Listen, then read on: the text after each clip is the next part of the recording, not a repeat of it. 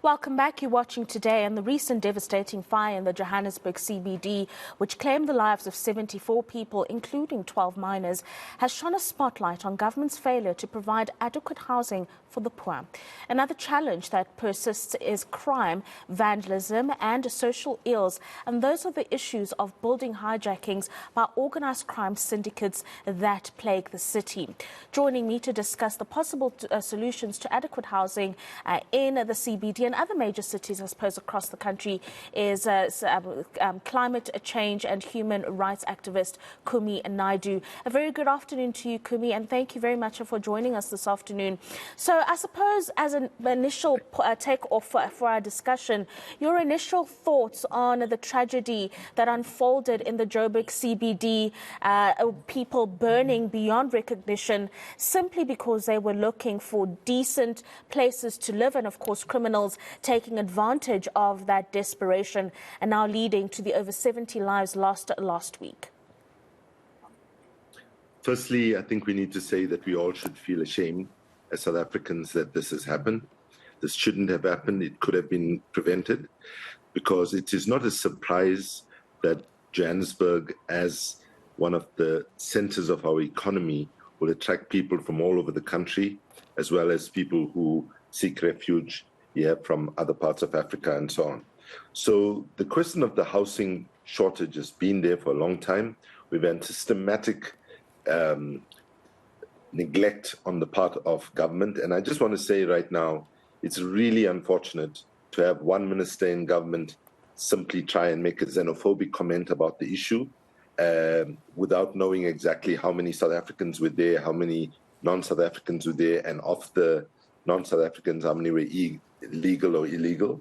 And then secondly, to have another minister sort of blame it on apartheid.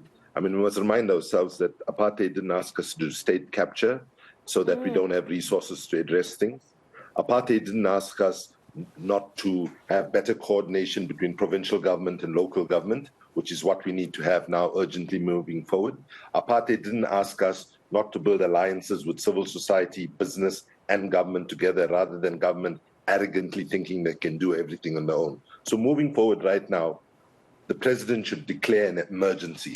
We should not accept that what has happened is normal, right? There should be a coming together of the security apparatus, the social sector, the social development departments, and governments at different level, national, provincial, and local, to actually address this problem. So the long-term issue obviously is to create more housing, and we know that this is a need, and this is not a surprise, and we should be doing that. Secondly, we need to try and stop the criminality. This building in question was actually a government-owned building that was used as a refuge for women and children and a clinic. And then, notwithstanding the fact that it was being used for that, it still gets occupied, and government doesn't seem to have been able to intervene. So basically, I think we must be honest here that government on its own will never be able to do this.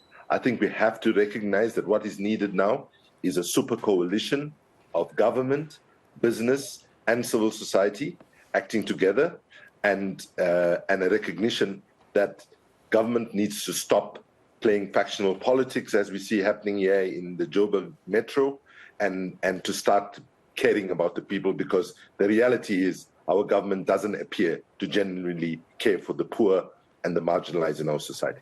Kumi, how do we even begin to do that? Because we've seen, you've made reference to the coalitions that are failing in the major metros, Tshwane, Joburg, and Ekurhuleni as an example. And now we're calling for there to be some kind of collaboration between civic society organizations, government, and other related stakeholders. How does that even begin to happen so that we alleviate the gruesome conditions that people live in hijacked buildings, when we can't even get it right at a local government level to provide basic services? What are those low-hanging fruits that will get us jolted and started on this collaboration that you call on? Firstly, government must acknowledge that we are in a desperate crisis around housing and all of the social issues that come from that. right? There has to be a recognition that we're in a crisis, and we need to act like we're in a crisis. Government on its own, given the looting that we have seen at every level of government, will not have the resources to act on its own. They need to bring the private sector in as a serious partner, and the private sector needs to recognize that their investments in whether it's their core business or whether it is in terms of property investments and so on, everything is at stake, and it is in their interest right now for them to become a big player in trying to actually address this. Then there needs to be much better coordination between different levels of government and because the security apparatus has to step in seriously and address the high level of criminality that is actually happening here, right? And so it's not rocket science what needs to be done. It's political will that is missing, and I think it's great that the president went there and had his photo opportunity outside the building, and other ministers have done likewise. Now that they've done that, they need to get to the table and declare that they're going to address this as an emergency. And I believe that civil society, and I believe in the private sector, is ready to actually engage if it was done in a bold, ambitious, and creative way that begins to actually say that we want to reverse the legacies that we are seeing happening far too often in South Africa and in the inner city of Johannesburg right now. In an ideal situation, Kumi, if we did go by what you've just said now when it comes to coming together and actually putting aside the photo opportunities and all the rhetoric around this happened because of that, do you think that the city does have adequate housing or accommodation to house people in the city? If we go by what you've just said, they're putting all the politicking aside and just hit the ground running and get to work. Would we be able to give the people of the city adequate housing? I think it's not going to happen easily and quickly, but it can be done. There are buildings that are also abandoned and so on. Certainly in Yeoville, where I live, that's the situation. I think that we have known for a long time that our housing stock is undersupplied. There has to be some significant investment in creating affordable housing in Joburg generally and in the inner city as well. I think we have seen parts of Johannesburg where there has been investment and so on, where it shows that it's possible. But I think the message here for each and every one as ordinary citizens of Johannesburg and other cities, we have to get involved as citizens and get actively involved. Yeah, the Yeoville Bellevue Ratepayers Association, where I am, is at all times reaching out to people in government and utilities like Johannesburg Water, Pick It Up, and so on. And just to be fair, there are very many good, decent people who are not corrupt, who are trying to do the best they can in a failing corrupt system. And we need to, as far as possible, communities need to try to make those alliances with people who are within those entities and within city councils and so on, who are prepared to actually work with us.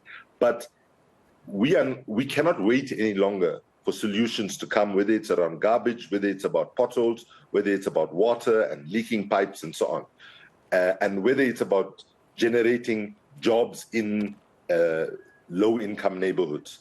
We have to be able to now start saying, how do we do this? If you take what Dr. Imtiaz Suleiman, the head of Gift of the Givers, has been saying for a long time, if you are serious about turning things around, we have to get organized as citizens, start developing clear plans of what we need to improve various things, whether it's around potholes or whether it's around garbage removal, and find people in government that will work with us, but start developing the capabilities to do it ourselves. Whether it is meaning, as we did here in Yeoville just last weekend and happens every Saturday, people get together to actually clean up parks and clean up the garbage around them. We should not have to do that, given that we pay taxes for this to happen. But if we're wanting to save our neighborhoods until we sort out the governance mess that we face, people have to do that. And what I say here to many of the people who come from townships and come from low-income, what are today low-income neighborhoods, who have skills, who are doing well and living in the suburbs, go back, give back, and help build back. If you're a teacher, go back and help with setting up additional classes. If you're an artist, go back and do murals. If you're a businessman, go back to the communities you came from and set up. There are a lot of people who have lots of eye-polluted things, lots of theories and radical, discourse all the time. But people must understand that communities are declining and dying across our country. What we saw happen in Joburg is going to, in Marshalltown, is going to happen again if we as citizens do not get actively involved and don't rely and continue to believe lies and half-truths and lack of political will on the part of various parties that constitute the government of Johannesburg. Kumi, thank you very much for your time this afternoon. That is climate change and human rights activist Kumi Naidoo on the subject of deteriorating urban decay and what measures need to be put in place to remedy or to prevent what we saw happen last week in the city.